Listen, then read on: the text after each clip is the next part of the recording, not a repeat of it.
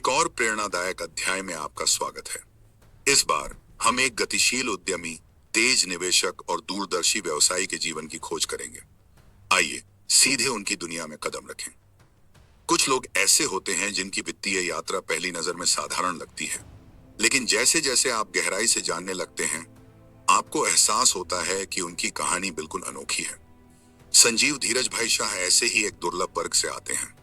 उनकी संपत्ति, उनकी शिक्षा और निवेशों के बारे में उनका सोचने का तरीका एक गहरी कहानी को छिपाता है।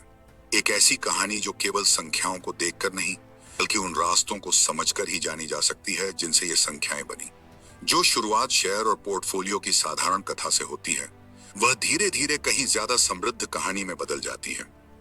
बाजार की दुनिया उनके लिए दरवाजे खोलने से पहले संजीव भी बस एक साधारण छात्र थे, लेकिन शुरुआत से ही उनमें असाधारण एकाग्रता के संकेत दिखाई देते थे।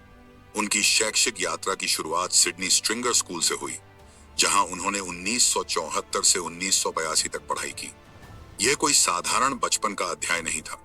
यहीं पर अनुशासन और जिज्ञासा की नींव रखी गई, जो आगे उनके पूरे करियर को परिभाषित करने वाले थे। 1982 तक संजीव उस दुनिया में प्रवेश कर चुके थे जहां उनके समय के बहुत कम भारतीय पहुंचे थे। उन्होंने यूनिवर्सिटी ऑफ कैम्ब्रिज से अर्थशास्त्र में मास्टर ऑफ आर्ट्स करने का निर्णय लिया। 1982 से 1985 तक 3 वर्षों में उन्होंने खुद को संख्याओं, मॉडलों और बाजारों की गहन पढ़ाई में डुबो दिया। इस प्रशिक्षण ने उनकी वित्तीय विश्लेषण की क्षमता, शोध पद्धतियों और विश्लेषणात्मक दृष्टि को और पैना किया, और उन्हें जीवन भर के लिए एक बौद्धिक औजारों का सेट प्रदान किया। उनकी शिक्षा की खोज यही नहीं रुकी। 2003 में शाह ने chartered financial analyst CFI level एक सर्टिफिकेशन पूरा किया, जो वित्त की दुनिया में वैश्विक स्तर पर विश्वसनीयता का प्रतीक है। यह सिर्फ एक परीक्षा नहीं थी, यह उनके कड़े नैतिक मूल्यों, पोर्टफोलियो प्रबंधन में विशेषज्ञता और निवेश विश्लेषण के प्रति उनकी प्रतिबद्धता का प्रमाण था।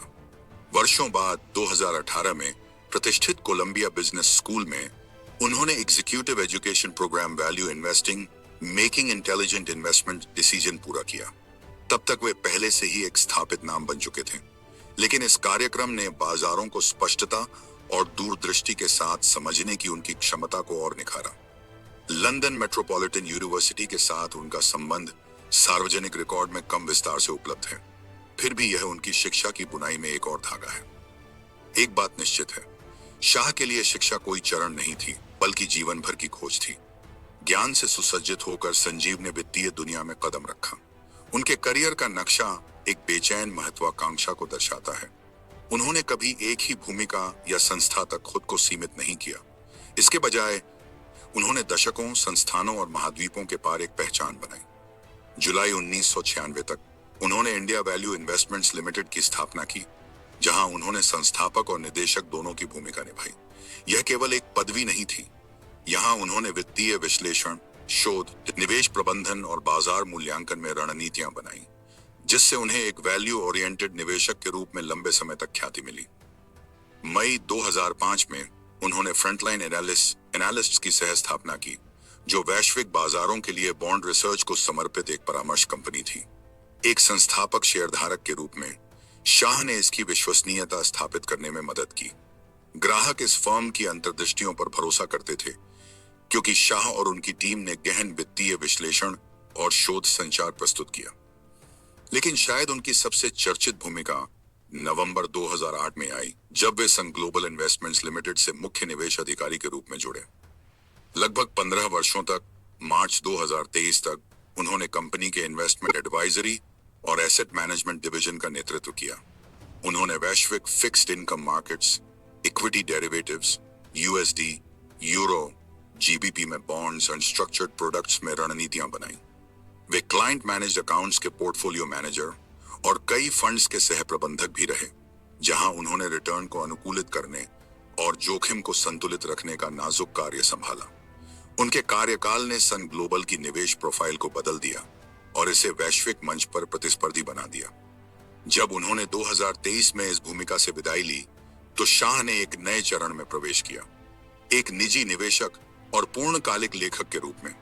अब संस्थागत डेस्क से बंधे बिना वे बाजारों पर शोध करते रहे, अवसरों का विश्लेषण करते रहे और अपनी अंतर्दृष्टियां लिखते रहे।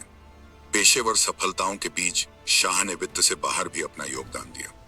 2012 से 2013 तक उन्होंने द एक्सेस प्रोजेक्ट TAPD के साथ स्वयं सेवा की, एक पहल जिसका उद्देश्य वंचित छात्रों को बेहतर शैक्षिक अवसर प्रदान करना था। यहाँ उनका योगदान हमें याद दिलाता है कि एक निवेशक की पैनी नजर के पीछे एक ऐसा व्यक्ति भी है जो समाज को लौटाने के बारे में सोचता है। अपने करियर की शुरुआत में उन्होंने विभिन्न संस्थानों के साथ काम किया। Agra India fund limited, Manik investment management, Lazard, PNP Paribas and Bank of England. हर भूमिका ने उनके अनुभव में नई परतें जोड़ी, चाहे वह पोर्टफोलियो प्रबंधन हो या निवेश विश्लेषण। संजीव शाह की सफलता शायद उनकी निवेश पोर्टफोलियो में सबसे अच्छी तरह झलकती है।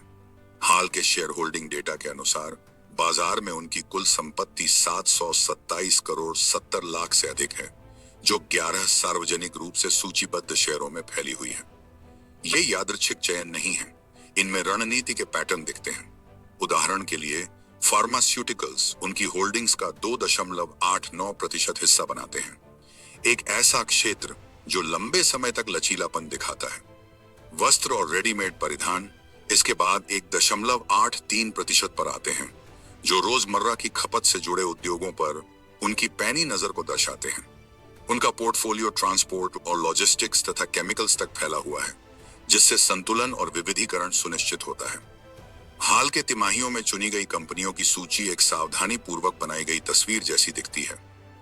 ABC India limited, Bengal and Assam company limited, De Nora India limited, Infomedia press limited, Kanoria chemicals and industries limited, PDS limited, Pearl Global industries limited, Phoenix township limited, Vadilal enterprises limited, Hind rectifiers limited, Kerala Ayurveda limited.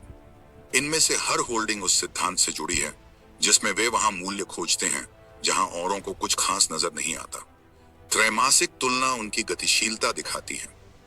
दिसंबर 2023 से मार्च 2024 के बीच pharmaceuticals में उनकी हिस्सेदारी 0.26% बढ़ी, जबकि वस्त्र परिधान में उनकी रुचि 0.1% बढ़ी।